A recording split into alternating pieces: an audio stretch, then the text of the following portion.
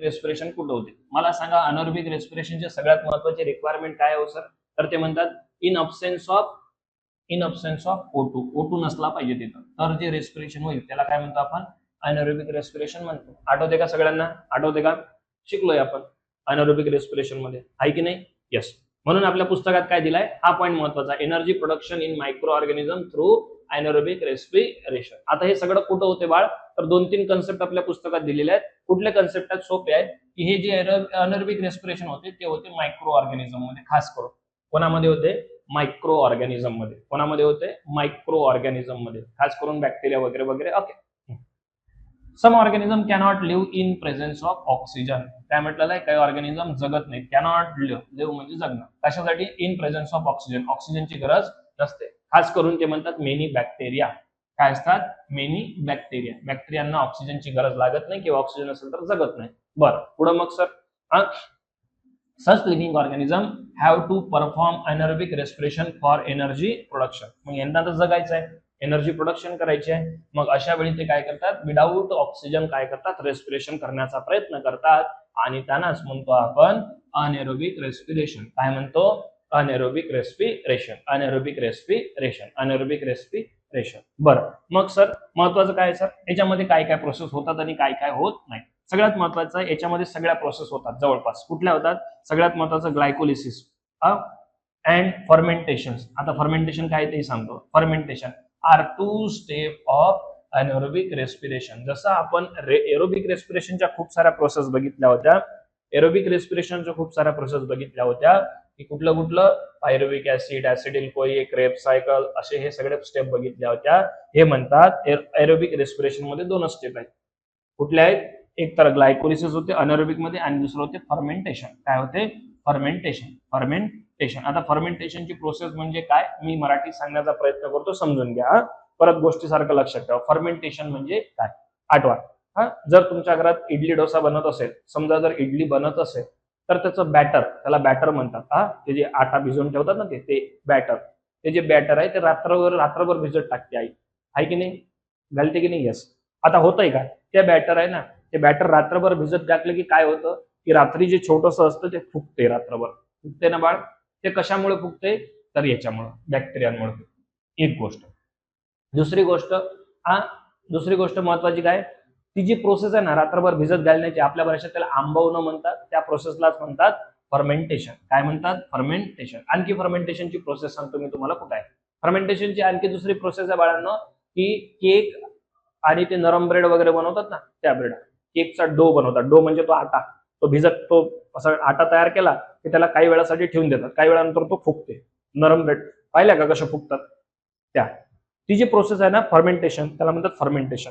आणि सगळ्यात ओळखीची प्रोसेस फर्मेंटेशनची कुठली आहे बाळांनो? तर ती आहे दारू बनवण्याची. दारू बनवण्यासाठी जे जे कंटेंट आहे ते रात्रभर भिजत घालतात किंवा 2-4 दिवस सडवतात. ती सडवण्याची प्रोसेस म्हणजेच फर्मेंटेशनची प्रोसेस आहे. कुठली प्रोसेस आहे? फर्मेंटेशनची प्रोसेस आहे. कुठली प्रोसेस आहे? फर्मेंटेशनची प्रोसेस आहे. आणि मग अशा 2 स्टेप मध्ये अनएरोबिक रेस्पिरेशन परफॉर्म केलं जाते. तर विचारते what are the step involve in anaerobic respiration. Question simple असेल, 1 मार्काचा क्वेश्चन असेल. क्वेश्चन असा असेल की what are the step involve in anaerobic respiration. Question काय? What are the step involve in anaerobic respiration. मग उत्तर काय लिहाल तुम्ही? There are 2 step involve in anaerobic respiration. First is the glycolysis and second is the fermentation. समजते का बाळांनो? समजते काय? अशा 2 स्टेप. मग हे एक उत्तर आहे तुमच्या प्रश्नाचं. आलं तर पुढचं पॉइंट आहे ग्लुकोज इज इनकम्प्लिटली ऑक्सिडाइज. आता या प्रोसेस मध्ये होतंय काय? कुठल्या? या प्रोसेस मध्ये काय केलं जातं? ग्लुकोज ऑक्सिडाइज केलं जातं. ऑक्सिडाइज म्हणजे काय हो? आठवत असेल तर बघा आपण काय शिकलो होतो? ग्लुकोजच्या मॉलिक्युल मध्ये ऑक्सिजन ऍड केला जातो, पण इथं इनकम्प्लीट आहे. इनकम्प्लीट म्हणजे अर्धाच, पूर्ण होत नाही. And less amount of energy is obtained in this types of respiration. हा पॉईंट सगळ्यात महत्वाचा आहे. As compare to aerobic respiration, समजून घ्या. As compare to aerobic respiration, aerobic रेस्पिरेशनच्या कंपॅरिझन मध्ये अनएरोबिक रेस्पिरेशन मध्ये एनर्जी कमी तयार होते. एनर्जी कमी तयार होते कारण ते सहितच सांगितलंय इनकम्प्लीट ऑक्सिडाइज होता हे पॉइंट कंटेंट, आणि त्याच्यामुळे एरोबिक रेस्पिरेशन त्यामुळे एनर्जी जास्त मिळत नाही. मग अनएरोबिक रेस्पिरेशनचे सगळ्यात महत्वाचे कंप्लीट कन्सेप्ट काय आहेत? अनएरोबिक रेस्पिरेशन मध्ये 2 प्रोसेस दिसतात, ग्लायकोलिसिस, फर्मेंटेशन. दुसरी कन्सेप्ट काय सांगितली मी की एनर्जी कशी होते, लेस एनर्जी आर ऑप्टेड, कमी एनर्जी तयार होते as compare to aerobic respiration. आणखी पुढे काय सर याच्यामध्ये महत्वाचं आणखी त्याच्यासारखंच पायरुविक ऍसिड तयार होतात प्रोड्यूस थ्रू ग्लायकोलिसिस. काय तयार होते, पायरुविक ऍसिड तयार होते. काय तयार होते, पायरुविक ऍसिड तयार होते.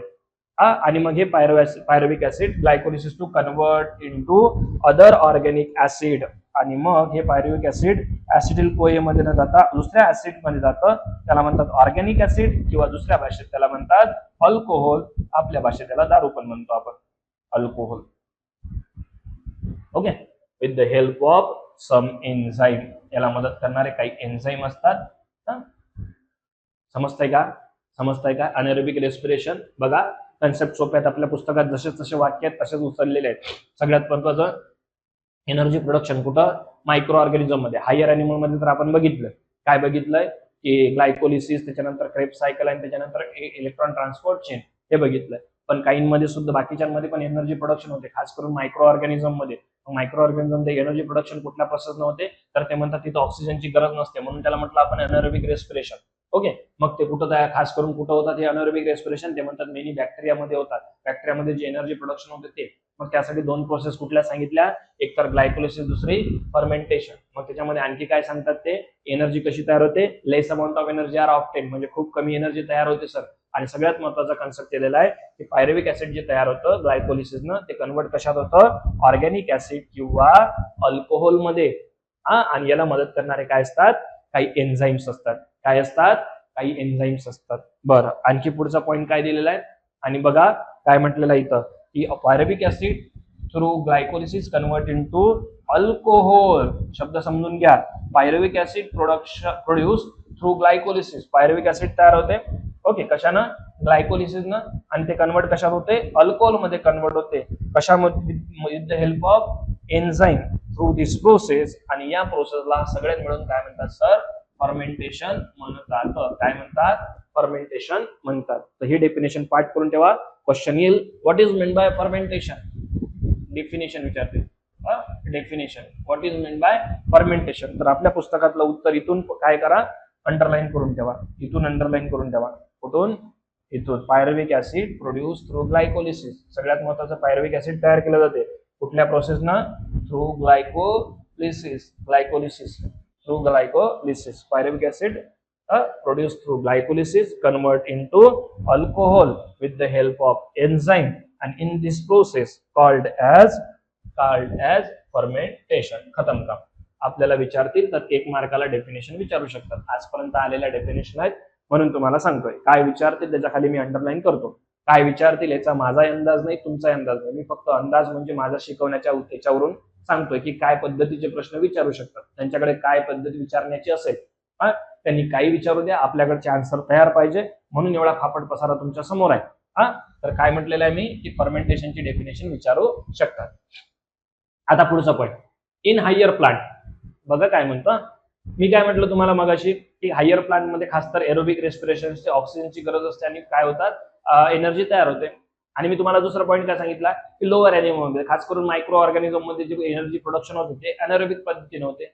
आणखी एक गोष्ट तुम्हाला सांगतो, काही हायर अॅनिमल मध्ये सुद्धा अनएरोबिक रेस्पिरेशन होते. सर आता काय गरज पडली हायर अॅनिमलला अनएरोबिक रेस्पिरेशन करण्याची, काय होतं, प्रमाणापेक्षा जर जास्त एनर्जीची गरज असेल, बघा मी काय म्हणतोय, प्रमाणापेक्षा जर जास्त एनर्जीची गरज असेल तर ते कुठून घेतील एनर्जी, अॅनिमल. प्रमाणापेक्षा म्हणजे कसं सर, सिंपल भाषेत, तुमच्याकडे तुम्हाला जर 10 किलोचं पोतं उचलायला सांगितलं, तुम्ही 15 मिनिटासाठी ते कॅरी करू शकता. 15 मिनिटाच्या वर 10 किलो तुम्हाला 50 किलो सारखे वाटायला लागतात.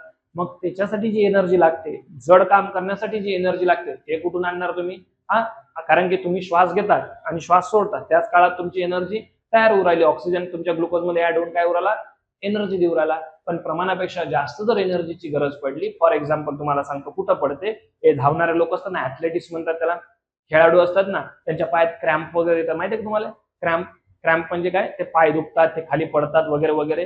तर ते पाय दुखणं ते कशाचा प्रकार आहे, एनर्जी जास्तीची गरज आहे, पण तुमच्या शरीराला एनर्जी जास्त भेटत नाही, म्हणून तुमचे शरीर मसल्स काय करतात, एकदम आकुंचन पावतात, त्याला क्रॅम्प म्हणतात. ओके, मग अशा वेळी तुमच्या शरीराला एनर्जी कुठून मिळेल सर, कुठून मिळेल, खास करून ते डंबेल्स, व्यायाम करणारे जिम मधले लोक, त्यांना तर प्रमाणापेक्षा जास्त एनर्जीची गरज असते. मग अशा वेळी आपलं शरीर कुठल्या पद्धतीने एरोबिक रेस्पिरेशन करते, तर ते अनएरोबिक पद्धतीने रेस्पिरेशन करते. कुठल्या पद्धतीनं? अनएरोबिक. म्हणून काय दिलंय पुस्तकात तुमच्या बघा, next point, some higher plants and animal, काही हायर प्लांट्स आहेत आणि अॅनिमल्स आहेत. Anaerobic micro organism, sorry aerobic micro organism. Aerobic micro organism म्हणजे कुठले हो, की जे ऑक्सिजन थ्रू काय करतात, रेस्पिरेशन करतात. मायक्रो ऑर्गॅनिझम पण करतात हा काही. Also perform anaerobic respiration. हे सगळे लोक काय करतात, अनएरोबिक रेस्पिरेशन करतात इन्स्टेड ऑफ एरोबिक रेस्पिरेशन. खरं तर ते काय करत असतात, एरोबिक रेस्पिरेशन करत असतात, पण काही कारणास्तव किंवा काही कुठल्या वेगळ्या गोष्टीमुळे काय होतं बाळांनो, की ते काय परफॉर्म करतात, अनएरोबिक रेस्पिरेशन परफॉर्म करतात. अनएरोबिक रेस्पिरेशन म्हणजे काय हो सर, की विदाउट ऑक्सिजन ते काय करतात, रेस्पिरेशन करतात, एनर्जी तयार करतात. There is depletion in oxygen level. Depletion म्हणजे कमी होणं किंवा फ्लक्च्युएट होणं. कोणाचं? Oxygen level.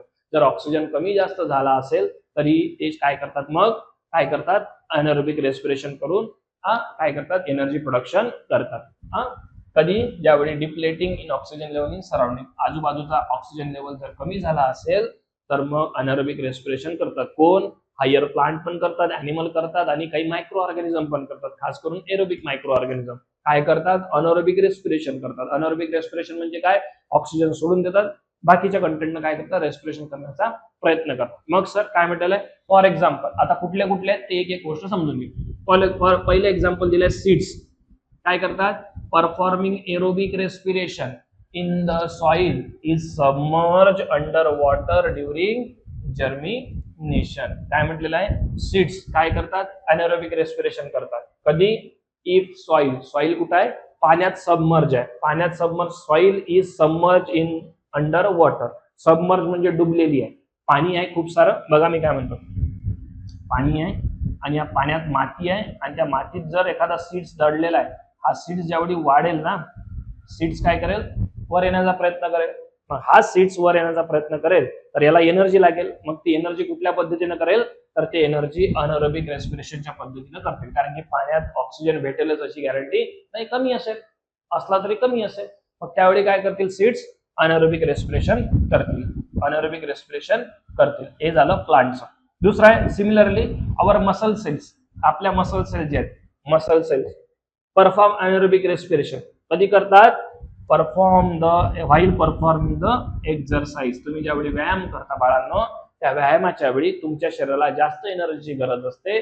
मग बाहेरचं एनर्जी, ऑक्सिजन घेणारा नाक एकच आहे, ते किती देईल हो तुम्हाला, तरी तो तुम्ही तोंड उघडता धावताना असं करता ना. कशासाठी उघडता तोंड, जास्त ऑक्सिजन गेला पाहिजे पोटात, तरी पण ऑक्सिजन कमी पडतोय. त्यावेळी काय करतात, आपल्या ज्या मसल्स आहेत बाळांनो, त्या मसल्स काय करतात, खास करून आपण धावतो कुठल्या, या मसल्सनं किंवा या मसल्सनं धावताना असे, तर या मसल्स काय करतात, अनएरोबिक रेस्पिरेशन करतात. आणि काय परफॉर्म करतात, अनएरोबिक रेस्पिरेशन थ्रू काय करतात, एनर्जी प्रोडक्शन करतात. काय करतात, एनर्जी प्रोडक्शन करतात. काय करतात, एनर्जी प्रोडक्शन करतात. कुठल्या पद्धतीनं, अनएरोबिक पद्धतीनं. म्हणून म्हटलेलं आहे, due to this less amount of energy is produce. आता या कारणात काय होते, थोडी less amount of energy produce होते sir in our body. And सगळ्यात महत्वाचं बघा, याच्यात बाय प्रोडक्ट काय भेटतात, lactic acid accumulated due to which we feel tired. Okay, आणि या काळात काय तयार होते, लॅक्टिक ऍसिड तयार होते. काय तयार होते, लॅक्टिक ऍसिड तयार होते. आणि हे लॅक्टिक ऍसिड जेवढं तयार होईल तेवढं तुम्हाला टायर्ड वाटेल, थकवा आलेला वाटेल.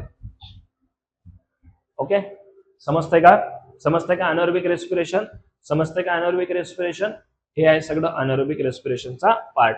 ओके, म्हणून आपल्या पुस्तकात एक डायग्राम दिलेली आहे. कुठली डायग्राम दिली आहे, अनएरोबिक रेस्पिरेशन. बघा कसं आहे, सोपं आहे सगळं. कसं आहे, ग्लायकोलिसिस आठवत असेल तर बघा, ग्लायकोलिसिसचं कन्व्हर्जन पायरुव्हिक ऍसिड मध्ये होते, हे सगळ्यांना माहिती आहे, पायरुव्हिक ऍसिड मध्ये होते. मग फर्मेंटेशनची प्रोसेस होते, त्याने सांगितलं बघा, ग्लायकोलिसिस आणि फर्मेंटेशन अशा दोनच प्रोसेस होतात. फर्मेंटेशन मध्ये काय होते, तर मग वेगवेगळे डिफरंट प्रोडक्ट्स तयार होतात. कुठले, व्हिनेगार तयार होते, विटॅमिन्स तयार होतात, आणखी काही तयार होते. ओके, आणखी पायरुव्हिक ऍसिड फर्मेंटेशन, अल्कोहोल तयार होते, ईस्ट, ईस्ट आठवत असेल तर बघा, ईस्टचा उपयोग करू. ईस्ट माहितात का, ईस्ट ते बेकरीचे प्रोडक्ट बनवण्यासाठी ईस्ट तयार करतात, ईस्ट टाकतात, ते ईस्ट पावडर, त्याच्या थ्रू अल्कोहोल तयार केले जाते. ओके, आणखी तुम्ही हे झालंय हे कोणात झालंय, काही मायक्रो ऑर्गॅनिझम मध्ये. इकडे या, pyruvic acid fermentation process, lactic acid production होते, हे आपल्या बॉडीमध्ये होते. हे आपल्या बॉडीमध्ये होते. आपल्या बॉडीमध्ये म्हणजे आपल्या लॅक्टिक ऍसिड तयार होतात आणि तुमच्या मसल सेल पासून होतात. इरिथ्रोसाइट्स किंवा मसल सेल्स मध्ये होते lactic acid fermentation pyruvic acid पासून. समजते का? समजते काय? आता बघा, आता एक गोष्ट तुम्हाला सांगतो. मी तुम्हाला काय सांगितलं होतं की एरोबिक रेस्पिरेशनचा तो चार्ट विचारला होता 2 मार्कासाठी. आजपर्यंत हा चार्ट विचारलेला नाहीये. कुठला? हा चार्ट. पण असं होऊ शकत नाही की हा चार्ट विचारणारच नाही, म्हणून याच्या साईडला आयएमपी करून ठेवा. याही चार्ट मध्ये प्रश्न विचारण्याचे चान्सेस आहेत. ते आपल्याला माहिती नाही किती विचारतील, कुठलं विचारतील, पण आपण आपला अभ्यास तयार ठेवावा. तुम्ही काही विचारा मला. समजते का बाळांनो? समजते का? समजते का सगळ्यांना? हा, सगळ्यांना समजून राहिलं का? येस. सो प्रश्न याच्यावर विचारते. बर, आता सर एक प्रश्न तुमच्याकडे सांगतो. प्रश्न सिंपल आहे. कुठे गेला रे प्रश्न?